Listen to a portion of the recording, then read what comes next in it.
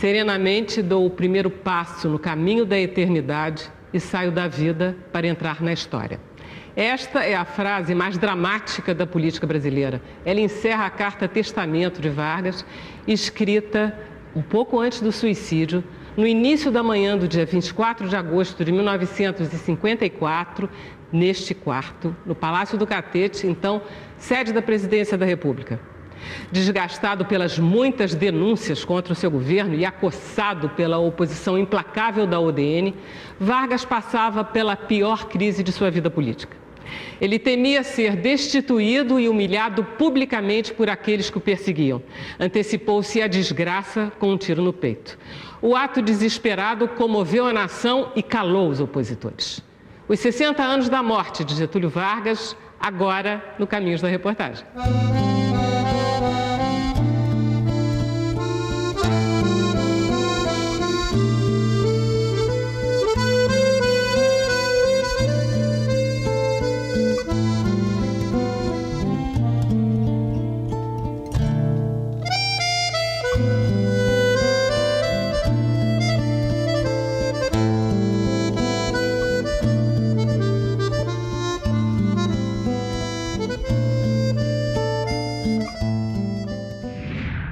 Aquela cidadezinha ali atrás é São Borja, que fica no noroeste do estado do Rio Grande do Sul, às margens do Rio Uruguai e na fronteira com a Argentina. Essa gente de fronteira é uma gente peculiar. Eles estão acostumados desde cedo tanto ao confronto quanto ao contato. E Getúlio Vargas é de São Borja. Ele é um gaúcho típico de fronteira. Nasceu praticamente em cima de um cavalo, usava bombachas, cuia de chimarrão e era amante do bom churrasco. Ele tentou ser militar quando jovem, foi ser advogado e foi evoluindo da política municipal para a política estadual para a política federal. Getúlio é filho de fazendeiros, de um soldado que lutou no Paraguai, de um herói de guerra, uma elite frugal, não é uma elite de luxo, de lustres, é uma elite muito frugal. Mas é uma elite que manda na polícia, que manda nas escolas, que manda, enfim, são os caciques, são os caudilhos. Ele nasceu numa sociedade de caudilhos e acaba fazendo direito, que é o que fazia a elite. Quer dizer, a elite, esses caudilhos não eram ilustrados, mas queriam que os filhos fossem. O Rio Grande do Sul tem uma opção de marcas especiais. A primeira marca especial é que era a primeira fronteira viva do Brasil. Por isso, um ideal nacionalista é extremamente forte, não é? Uma grande preocupação em afirmar a presença nacional. Segundo, é o estado, ou é a província, a região brasileira, onde se testou-se a ideia da república, né? Com a República de Piratini dos Farroupilhas, né? É um estado que vê o Brasil de trás para frente, não do mar para os rios, mas do interior para o mar. Isso faz com que a cabeça das pessoas seja completamente diferente. E eu acho que isso marca profundamente Getúlio, tá entendendo? E toda a geração dele. Eu acho que essa noção do Rio Grande do Sul, da sua forma produtiva, faz com que Getúlio chegue ao Rio de Janeiro com um pensar econômico diferente. Ele parte para a vida pública, porque ele foi promotor, mas eu acho que durante um ano, e aí ele parte para ser deputado estadual, deputado federal, por arranjos da política nacional, vai ser ministro da Fazenda, sem jamais ter tido qualquer contato com assuntos financeiros, ou não sei os da Fazenda, mas fez um trabalho, fez direitinho o que se fazia na época, né? A política de proteção do café, né? Virou governador de estado, enfim, fez uma carreira muito rápida, mas começando de baixo. Em 1929, o Getúlio, então candidato à presidência da República, numa entrevista ao jornal Correio do Povo de Porto Alegre, responde à seguinte provocação de um repórter. O repórter pergunta: qual é a sua matriz ideológica, em quem o senhor se inspira como político e homem público? O Getúlio responde textualmente, abre aspas, Eu me inspiro na renovação criadora do fascismo de Benito Mussolini. Fecha aspas. Vargas ascende o poder num mundo que está dominado por ditaduras e que vai ser dominado por ditaduras. Salazar em Portugal. Logo depois, Franco e a Guerra Civil na Espanha. Mussolini está no poder desde 1922. Hitler está ascendendo ao poder em 1933. Naquele momento, 1929, né, o ano-chave da derrocada, ou da pretensa derrocada, da democracia representativa e do capitalismo, da democracia liberal, os Estados Unidos afundados na Grande Depressão, o mundo ocidental em crise, e é nesse momento que surgem as tentativas de antídoto, as tentações totalitárias. O país vivia a chamada República Velha. O poder se alternava entre as oligarquias rurais de São Paulo e de Minas Gerais. Prática conhecida como a política do café com leite. Numa tentativa de mudar esse quadro, Vargas concorre à presidência em 1929 e é derrotado. Um ano depois, com o apoio dos tenentes e de outras correntes políticas descontentes, lidera um movimento que se auto-intitula Revolução de 30. A Revolução de 30 é vitoriosa. O presidente Washington Luiz é deposto. Getúlio Vargas é escolhido presidente do governo provisório em novembro de 1930. Alguns dias antes, um grupo de soldados gaúchos amarra seus cavalos no obelisco da Avenida Rio Branco, mostrando que aquela República Velha tinha acabado. Nos primeiros anos depois da derrubada da República Velha, Vargas foi chefe do governo revolucionário. Rasgou a Constituição de 1891, fechou o Congresso e nomeou interventores para governar os estados. A maioria deles era de militares que participaram do movimento tenentista de 1922. Nesse período, Vargas ainda não tinha o título de presidente. Foi uma revolução com apoio popular. As pessoas na rua festejando, as manifestações dos anos 30 e principalmente dos Estados Unidos, que eram grandes manifestações, elas revelam que Getúlio era uma figura muito querida. E ele fez por onde, né? Quando a gente lê os documentos da época, a gente vê o orgulho que eles têm, esse grupo que tem em torno de Getúlio, o orgulho que eles têm de falar que estamos começando uma ditadura. Isso era novo. Isso era, ou seja, a ditadura, o governo dos esclarecidos, das pessoas preparadas, o fim do governo dos casacas, dos caudilhos, dos oligarcas. Imediatamente após a Revolução de 30, Getúlio cria 2 ministérios, que deveriam ser as vitrines das mudanças que 30 anunciariam. Por isso eram chamados de os Ministérios da Revolução. Um deles, o Ministério do Trabalho, Indústria e Comércio, e o outro, o Ministério da Educação e Saúde.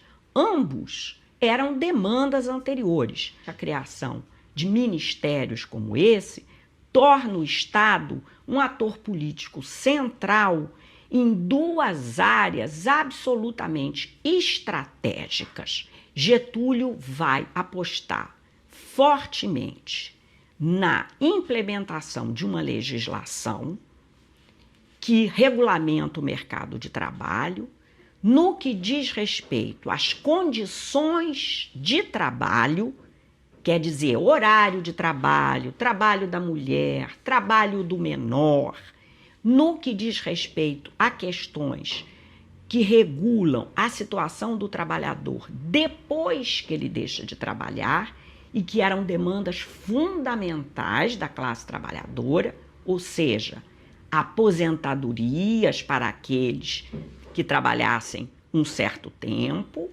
e pensões para famílias daqueles que por morte, por acidente de trabalho, tivessem deixado de trabalhar. Isso não existia no Brasil.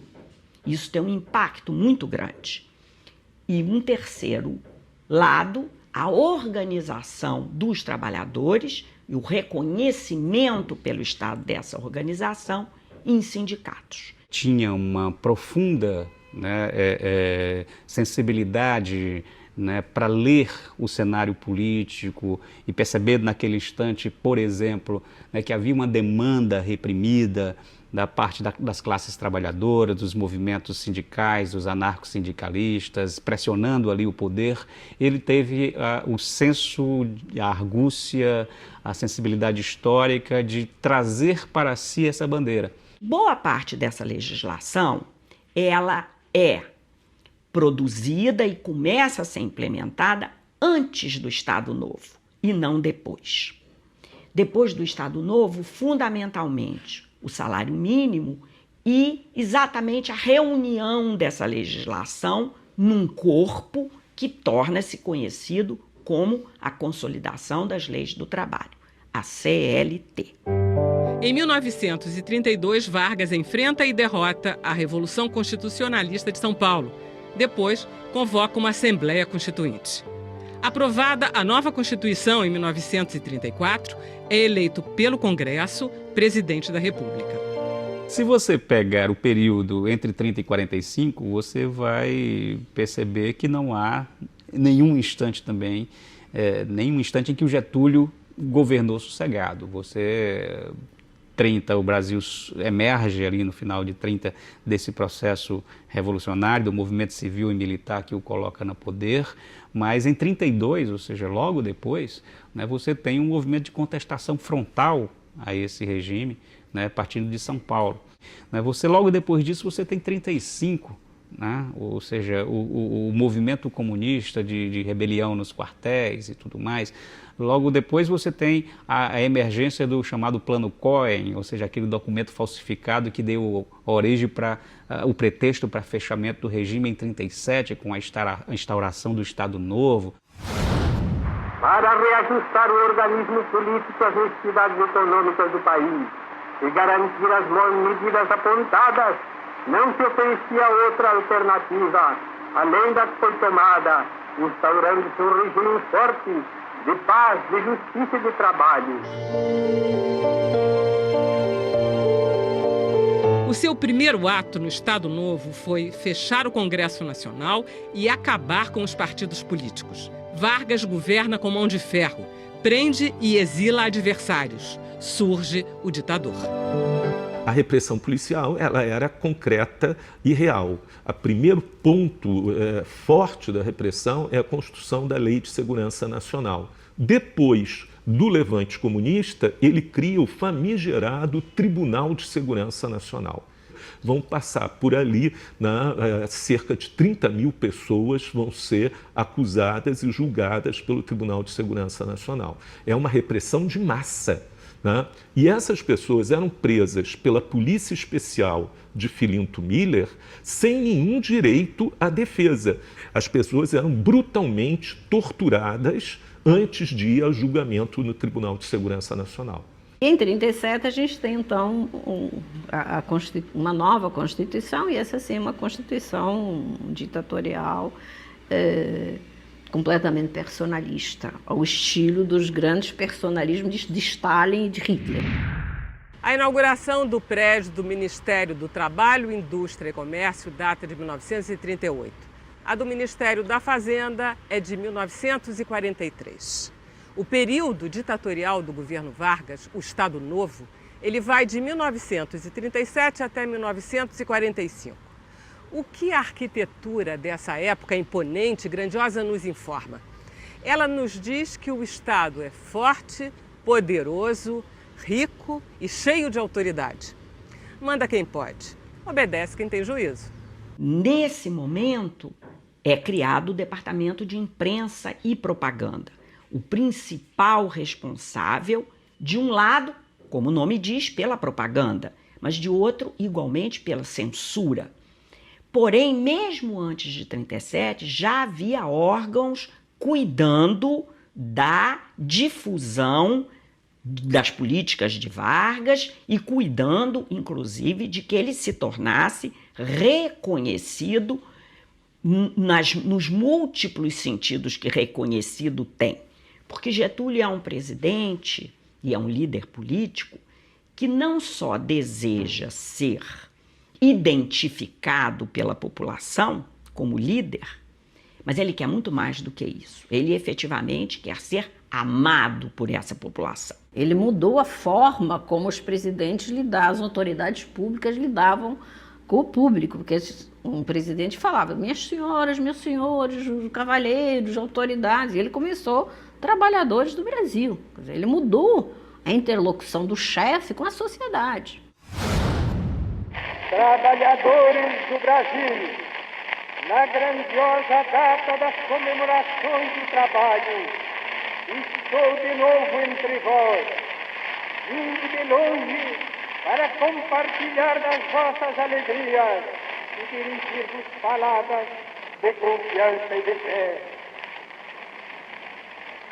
Quero mais uma vez louvar o operariado nacional. Ao mesmo tempo que ele tinha uma máquina de propaganda muito forte, através do DIP, com cartilhas escolares que faziam a louvação à figura do ditador, uma série de livros infantis, de biografias infantis, de livros para crianças, colocando Getúlio numa posição quase imaculada.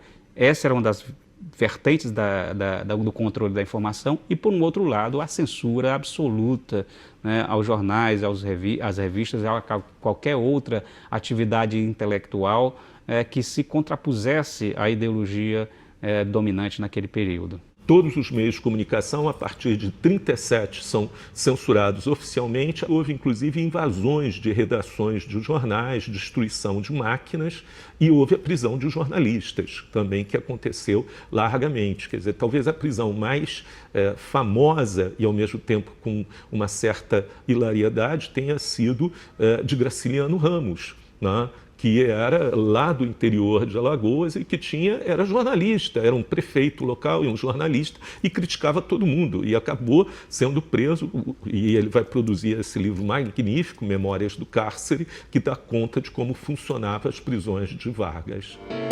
A posição da igreja nesse período não é muito clara. Naquele tempo, era cardeal do Rio de Janeiro, do Brasil todo, Sebastião Leme, aliás, um paulista. E Sebastião Leme já havia dito em 1916, em Pernambuco, Recife, onde ele foi em primeiro lugar, ou Olinda, onde ele foi em primeiro lugar bispo, ele havia dito, a igreja se separou da cultura, a igreja se separou da política, a igreja se separou da parte social. É preciso recomeçar tudo. E o Getúlio tinha um receio muito grande do cardeal, como também dos bispos e dos padres. Ele disse, gente de saia sempre é perigosa. Isso quer dizer a mulher e, sobretudo, naquele tempo, os padres, não? Era a expressão do Getúlio.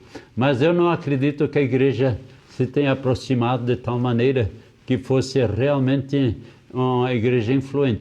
Então eu diria que na primeira fase do Getúlio, e que foi uma fase muito dolorosa para quem estuda a fundo, embora tenha algumas coisas maravilhosas, como, por exemplo, o salário mínimo e a proteção aos trabalhadores, etc., que ele foi chamado de pai dos pobres, não é? Essas coisas todas existem e são reais, mas a igreja tinha desconfiança porque era uma ditadura e não havia liberdade de fala e liberdade de pensamento. Apesar de toda a identificação ideológica com os regimes totalitários da Europa, em 1943, Vargas se alinha aos Estados Unidos e manda tropas para a Europa combater os regimes nazifascistas. Em troca, consegue que os americanos construam a usina siderúrgica de Volta Redonda, que se tornaria o maior símbolo da industrialização do país. Volta Redonda, criação de Getúlio Vargas, bem simbolizava a base da libertação econômica do país. O Brasil ficou ao lado dos aliados, embora se dissesse que os pendores de Getúlio eram pró-nazistas. O Brasil ficou ao lado dos Estados Unidos antes mesmo dos Estados Unidos entrarem em guerra. Cedeu aquelas bases lá no Nordeste, vendeu materiais estratégicos e só não entrou na guerra assim que ela começou, porque, a pedido do governo dos Estados Unidos, os países americanos optaram por uma posição de neutralidade. É que o Roosevelt não tinha condições internas dos Estados Unidos de entrar também na guerra.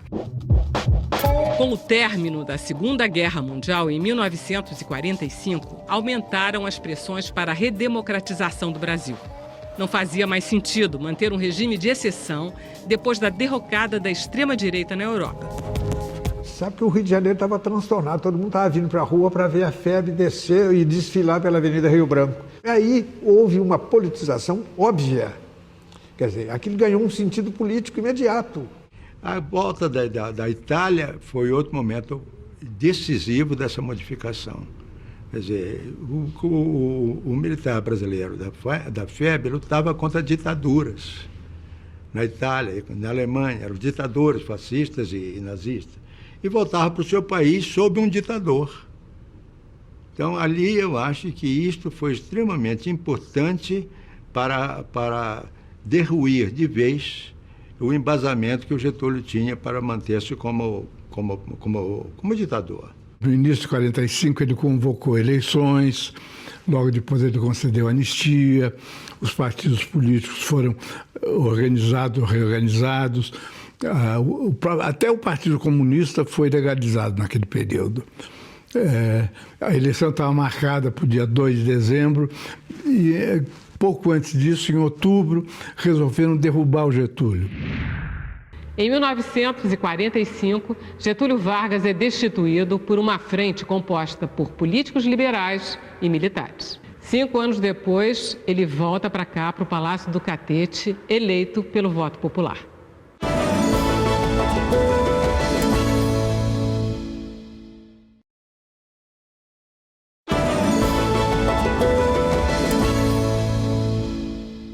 Com o fim do Estado Novo, Getúlio Vargas se recolhe aqui na Fazenda Itu, que fica no município de Itaqui, pertinho da cidade de São Borja, no interior do Rio Grande do Sul.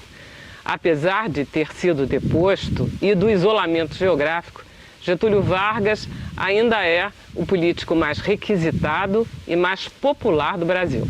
Esse exílio aqui, na verdade, era um local de vinda de muitos políticos. Por exemplo, o João Goulart, ele começa a se fortalecer como grande político que vai substituir o Getúlio a partir desse chamado exílio. Enquanto esteve recolhido nos Pampas Gaúchos, várias lideranças políticas foram visitar Vargas em São Borja, em busca de orientação e apoio para seus projetos. A partir da Fazenda Itu, se dava as diretrizes políticas para esse período subsequente. Eu penso que na Fazenda Itu se constrói a candidatura de Getúlio para ele depois, como costumeiramente a gente chama, volta nos braços do povo.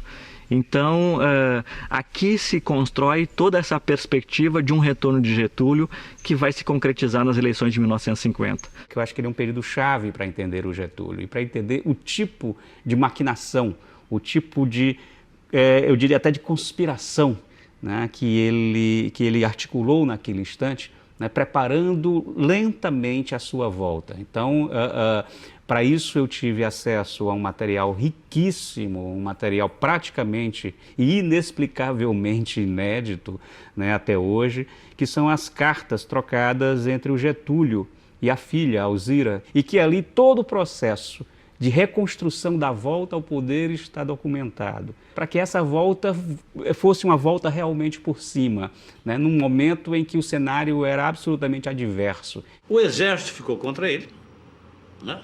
A UDN, que já era contra ele, que era um empresariado mais do campo financeiro, entendeu? Né? E industrial. O capital estrangeiro ficou contra o Getúlio, os americanos ficaram contra o Getúlio, não ficou ninguém com o Getúlio, só os trabalhadores, só os sindicatos. E ele soube de uma forma muito astuciosa, muito sábia do ponto de vista político, né, de certa forma até maquiavélica, né, construir essa retomada, né, essa reentrada no cenário político nacional. E o Getúlio foi deposto no dia 30 ou 31 de outubro de 1945 E no dia 2 de dezembro, ele foi eleito senador pelo Rio Grande do Sul. Vargas apoia o general Eurico Gaspar Dutra, ex-ministro da guerra de seu governo. Dutra vence a eleição presidencial pelo PSD e impõe a primeira derrota ao brigadeiro Eduardo Gomes e à UDN. Já o Dutra, pela participação que teve no governo de Getúlio, ele era um homem em evidência no cenário nacional. E mais do que isso, ele era um homem considerado pela sua correção, era um homem considerado pelo seu comportamento bem equilibrado, e ele quase que se constituiu um candidato espontâneo. E o Exército aceitou bem. Primeiro Brutus importante da história brasileira, compreendeu? Foi o Dutra. Foi eleito pelo Getúlio, porque senão conseguiu um voto na rua de ninguém. O Getúlio disse, é o candidato que eu indico. E o povo votou no Getúlio, através do Dutra. Pois bem, o Dutra chegou no governo, creia, nem respondeu o telegrama que o Getúlio mandou para ele felicitando. Voltou às costas do Getúlio. O Getúlio ficou lá. Quando terminou o prazo, ele veio, assumiu o Senado e começou a fazer discurso de oposição. As eleições à sucessão de Dutra se aproximavam.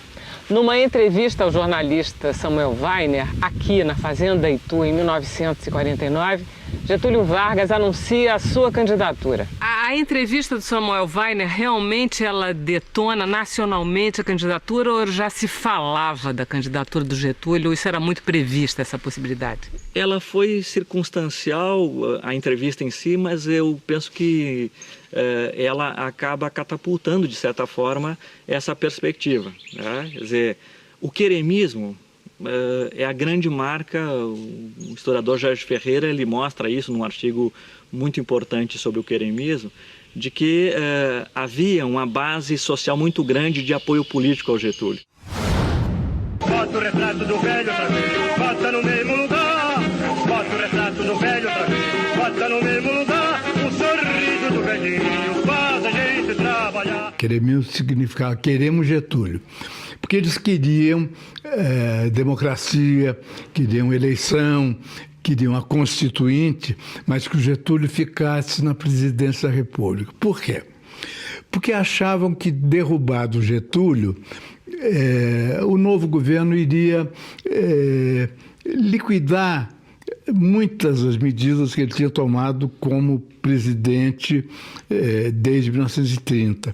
A Constituição de 1937 seria adaptada a um novo modelo democrático, mas mantendo as normas de política econômica nacionalista do Getúlio e as normas de política social da legislação trabalhista adotada por ele. O Brasil de norte a sul vai lutar pela conquista, conhece os braços fortes de progressista e trabalhista. O povo tem confiança e com ele venceremos. Ademar e Getúlio é esperança. Nós queremos, nós queremos, nós queremos. Em 1950, Vargas se candidata à presidência da República pelo PTB e volta ao catete. Mas a vitória sobre velhos adversários reacende ressentimentos e deflagra uma oposição implacável.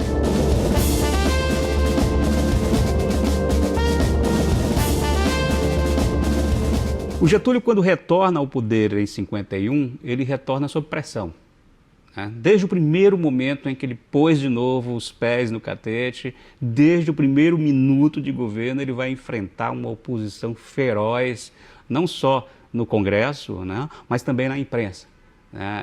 A imprensa, naquele momento, fez um trabalho virulento e violento e sistemático de desconstrução do governo e de desconstrução do Getúlio. Quando ele volta ao poder em 51, é o mesmo Getúlio que gosta de tomar grandes decisões de uma forma pensada, articulada, mais sozinho, e que tem dificuldades em lidar com um sistema democrático, parlamentar que o Brasil estava vivendo nesse momento. Ele tem dificuldade, ele quer escutar as pessoas, e ele escuta. Ele não tem a confiança das elites partidárias, principalmente da UDN. Ele escuta as pessoas, mas o processo decisório é diferente numa democracia. E os 15 anos de poder que ele teve, que ele exerceu, o processo decisório era personalista. Ele sabia que, ao voltar ao poder numa situação de democracia, ou seja, ele não era mais o ditador, ele não era mais aquele que simplesmente eliminava os adversários, mandava fechar o Congresso e prender os inimigos. Agora ele tinha que conviver com a imprensa livre e com o Congresso funcionando. A primeira coisa que ele fez foi construir um ministério de coalizão, né? Ou seja, ele chamou inclusive a própria UDN para fazer parte do seu governo, né? E quando há uma reforma ministerial, a UDN inclusive passa a ser no ministério o partido praticamente majoritário.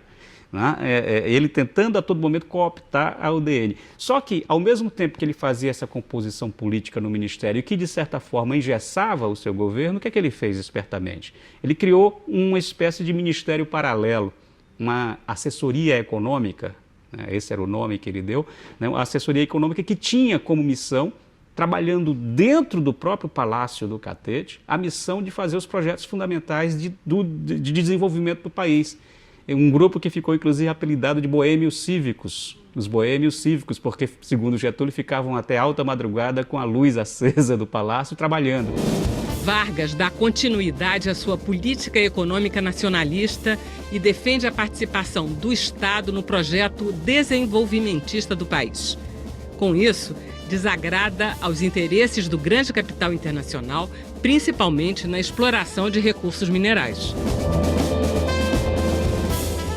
O Getúlio, espertamente, que era defensor do monopólio do petróleo, mandou originalmente para o Congresso uma lei em que não previa o monopólio nacional, né, e estatal. Era um que abria espaço, inclusive, para a exploração do capital estrangeiro. E, segundo Tancredo, perguntaram, mas, presidente, o senhor é contra isso? Por que o senhor está mandando um projeto contra aquilo que nós pensamos? E o Getúlio disse, porque se eu mandar da forma que eu penso, o Congresso vai vetar, vai rejeitar. Vocês têm que se articular dentro para que essa ideia surja da própria oposição. E, curiosamente, o monopólio do petróleo é instituído por um projeto de um udenista. O petróleo foi o grande símbolo de legitimidade do interesse nacional. A Petrobras. A Petrobras foi o símbolo para toda uma geração. É daí que surgem os projetos da Petrobras, da Eletrobras, do BNDES, do Banco do Nordeste. Ou seja, é aí que está a matriz, né, a alma e o coração desse período em que Getúlio governou, né, sob o regime democrático. E é o momento em que ele mais sofre, mais apanha da oposição. Para minar a imagem do presidente junto à opinião pública, a UDN denuncia diversos casos de corrupção. O Palácio do Catete estaria mergulhado num mar de lama e Getúlio seria o maior culpado. Nesse período entre 51 e 54, ele era bombardeado diariamente, principalmente, né, pela banda de música da UDN no Congresso e pelos editoriais do Lacerda na Tribuna da Imprensa e nos programas da TV Tupi, né, porque ali se juntaram duas forças poderosíssimas, né, o poder da televisão do Chateau, da Tupi, que concedeu o espaço, o horário, né, para que o Lacerda fizesse um programa, que já tinha um programa também na Rádio Globo. Então você tinha jornal, televisão e rádio e Congresso bombardeando o Getúlio a todo momento. E começam a ser, né, descobertas uma série de questões muito incômodas para o governo. Né? Começa a surgir uma série sistemática de escândalos dentro do governo, denúncias de corrupção, né? Alguns reais, inclusive, outros postos sob a lupa de aumento, mas o fato é que o governo chegou ali num período de desmoralização pública, né? E com uma inflação descontrolada. O jornalista e deputado Carlos Lacerda exige o impeachment do presidente. Para tentar calar o opositor, O chefe da Guarda Presidencial, o tenente Gregório Fortunato, empregado da família Vargas desde os tempos de São Borja, resolve por conta própria executar um atentado contra Lacerda. Esse período de 51 e 54, ele, embora seja um regime democrático, a estrutura de repressão de informação ela está ali embaixo, principalmente pela permanência do DOPS, o Departamento de Ordem Política e Social, que é uma polícia política que está trabalhando. E tem um nicho, né, que está dentro do poder, que é a guarda pessoal do presidente da República. Essa guarda pessoal, cuja função era apenas, né, cuidar da segurança dele, o que hoje não seria possível, isso é função, evidentemente, da Polícia Federal, do Gabinete de Segurança Institucional, você tem isso, aquilo era muito pessoal, porque eram pessoas escolhidas por ele e dada a confiança pessoal dele e que acabavam tendo uma autonomia, né, enorme. O desfecho da guarda pessoal estar envolvida diretamente no assassinato do Major Vaz e na tentativa de assassinato de Carlos Lacerda é resultado desse nicho de autonomia, né, da repressão, autonomia de um corpo policial fora do ordenamento jurídico constitucional da nação. O que se diz é que a tentativa de matarem o Carlos Lacerda, na qual resultou a morte do Major Rubem Florentino Vaz, é que desencadeou a crise. Não, a crise já estava latente. Já tinham tentado o impeachment dele,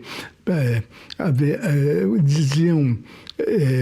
alguns civis diziam, como Otávio Mangabeira, diziam publicamente, isso não era conspiratório, não era entre quatro paredes, assim, só o golpe militar vai derrubar o Getúlio. Quer dizer, o plano vinha lá de trás.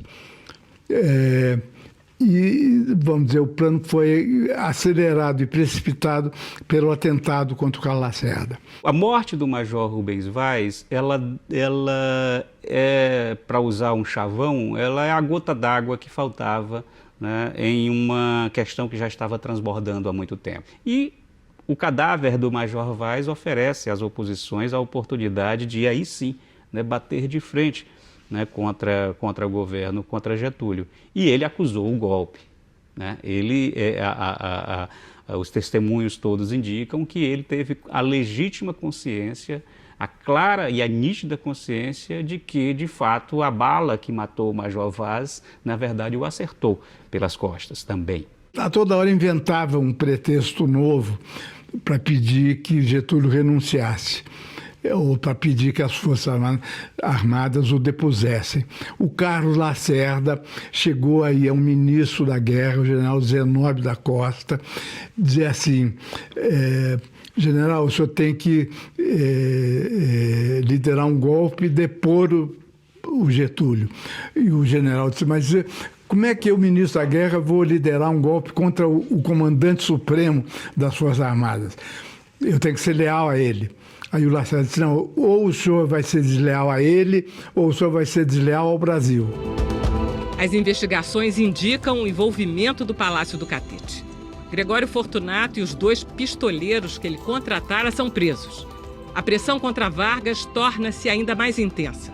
O Congresso e os meios militares exigem a renúncia do presidente.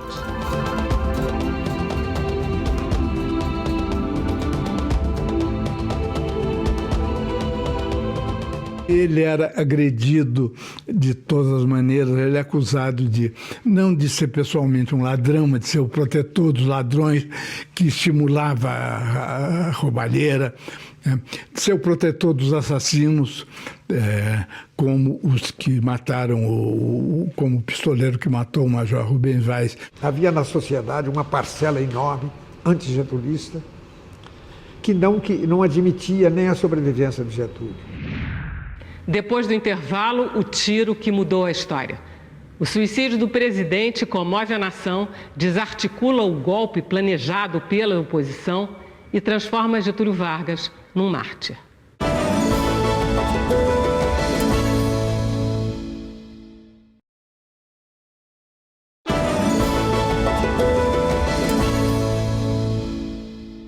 Os últimos dias de Vargas são de isolamento político. Vários aliados o abandonam, outros mudam de lado. O cerco se fecha.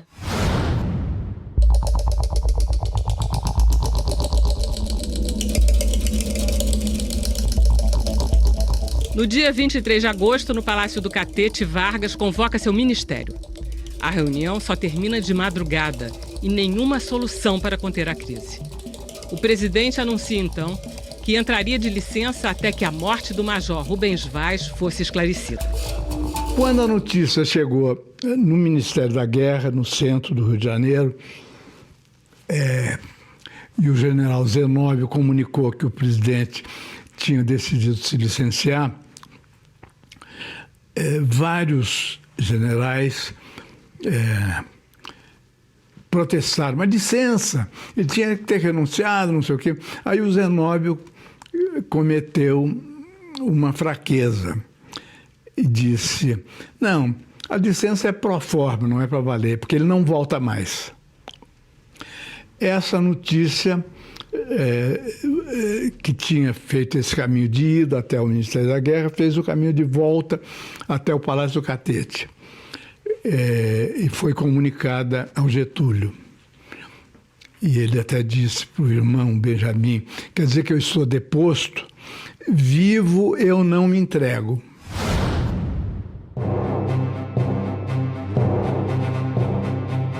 Às 8h45 da manhã do dia 24 de agosto, Getúlio pega um revólver calibre 32 e atira contra o peito na altura do coração.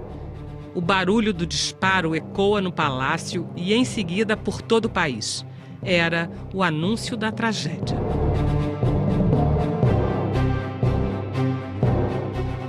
Vargas decidiu tomar aquela atitude porque ele sentiu que o povo brasileiro ia ser esmagado por aquela força reacionária que surgia. Primeiro, ia desmoralizá-lo, né? Fazendo com que todas aquelas acusações se transformassem em verdades, né? E ele ia ser massacrado moralmente. Então ele não quis ser desmoralizado. Ele achou que, jogando aquele manifesto, que foi a Carta Testamento, ele, dando o aval da sua vida, dizer, olha, isso é tão verdade que eu vou dar minha vida. Atenção, atenção, ouvintes. Além do bilhete deixado pelo presidente Vargas, há uma carta encontrada ao lado do seu corpo e que diz: mais uma vez, as forças que os interesses contra o povo coordenaram novamente se desencadeiam sobre mim. Não me acusam, me insultam. Não me combatem, caluniam-me. Não me dão o direito de defesa. Precisam sufocar a minha voz e impedir a minha ação para que eu continue a defender como sempre defendi o povo e principalmente os humildes. Essa carta tinha várias vias. Uma ele entregou para o Jean Goulart, futuro presidente Jean Goulart, que deveria ir nessa noite do Rio para Porto Alegre e entregar esse documento ao governador Ernesto Dornelles. Outra via, o Getúlio, antes de se matar, deixou na mesinha de cabeceira no quarto dele. Quando ouviram o tiro, entraram no quarto, ele teve ainda alguns minutos de vida, e por incrível que pareça, morrendo, ele sorriu para a dona Alzira e para a dona Darcy, mulher dele. Talvez já sentindo que a tragédia do suicídio era, ao mesmo tempo, o maior triunfo político da vida dele. A comoção é generalizada. Milhares de pessoas saem às ruas da capital. Os netos dele estávamos todos no apartamento dele na Rui Barbosa. E minha mãe foi nos buscar para que nós viéssemos para o Catete, para ver o corpo. Então, Getúlio, Cândida, Edith e eu viemos para cá, para o velório. O que eu posso te dizer? Esse jardim, ele estava tomado de gente, tomado de gente. Tinha ambulâncias por todos os lados, pessoas passavam mal, tinham ataques do coração, saíam ambulâncias correndo, as pessoas gritavam, uivavam. Quando viam minha mãe, diziam, pelo amor de Deus, Alzirinha, traz ele de volta. Era uma coisa impressionante, impressionante. Isso eu tenho da minha lembrança. Eram pessoas pobres, não tinha rico aqui dentro. Eram pessoas pobres, mal vestidas, mulheres, brancos, pretos, homens, crianças, velhos. As pessoas estavam completamente traumatizadas. O comércio baixa as portas, as fábricas param, jornais antigetulistas são depredados. Até o prédio do Ministério da Aeronáutica é apedrejado. As multidões furiosas, entendeu? Incendiaram os órgãos do Diário Associado, incendiaram o consulado americano, tinham até uma empresa, não era nada disso, importadora americana, quebra importadora americana. Os comunistas, compreendeu? Estavam assombrados, vendo que aquela multidão estava queimando a Tribuna Gaúcha, que era o órgão, o jornal do Partido Comunista. Assombrado, e por que aquilo? Porque o Partido Comunista já estava fazendo causa comum com os que queriam derrubar Vargas. A multidão se apercebia daquilo. Uma multidão desfila diante do caixão do presidente no palácio e depois acompanha o cortejo até o aeroporto. Um avião leva o corpo para ser enterrado em São Borja. Ele foi, no momento da morte dele, o presidente mais popular da história do Brasil. O ato dramático de Getúlio cala a oposição e reverte o jogo político. As coisas mudaram a favor de Getúlio de uma maneira, compreendeu? Total. Os inimigos recuaram. Nem força de repressão militar houve naqueles primeiros momentos. Depois é que começou a assimilar a realidade para impor a ordem. O suicídio impede a destruição de várias realizações do governo Vargas, como o desmonte da Petrobras, que acabara de ser inaugurada. Também garante a aprovação de alguns planos do governo que estavam em discussão no Congresso e, entre eles, o da criação da Eletrobras. A sua morte não só impede o golpe de Estado que a UDN articulava, mas também garante as eleições de 1955, vencidas por Juscelino Kubitschek, aliado de Vargas. A morte de Getúlio permitiu que Juscelino Kubitschek governasse o país e que, com o seu trabalho, conseguisse concluir uma boa parte do projeto deixado por Getúlio Vargas, inclusive a criação da indústria automobilística no Brasil. Como contribuições da experiência do governo Vargas para a história do Brasil, eu vejo várias permanências. Uma é o amor que o Brasil tem, a idolatria por um modelo de desenvolvimento estatista, estatizante, desenvolvimentista. Outro tema que entrou na agenda pública de forma irreversível foi a questão das riquezas naturais. Agora, a questão do pré-sal, se as empresas estrangeiras podem participar, isso mexe com os corações das pessoas, porque a gente ficou com esta noção, a gente comprou essa noção de que o subsolo é nosso, né? Outra permanência igualmente importante e séria é a questão sindical. Nós mantemos ainda a legislação sindical feita dos anos 30 e que teve sua versão final em 39 no Estado Novo. Cada vez na nossa vida de hoje, quando uma carteira profissional é assinada, quando se paga o aumento do salário mínimo, isso faz parte do legado. Quer dizer, a vida física dele terminou em 1954, mas a vida política continuou sob a forma desse legado.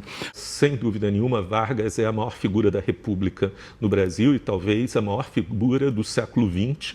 E entrando o século XXI adentro, não apareceu nenhum outro presidente, político, personalidade que substitua o papel de Getúlio Vargas na história do Brasil.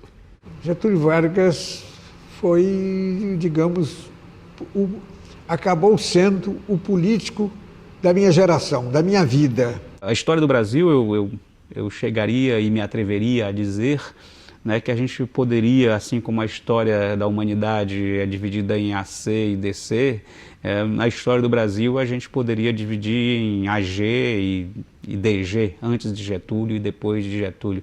O Brasil era um e o Brasil passou a ser outro, né, com tudo o de positivo e mas também com tudo de negativo, né, durante esse processo de transformação, né, da realidade do país.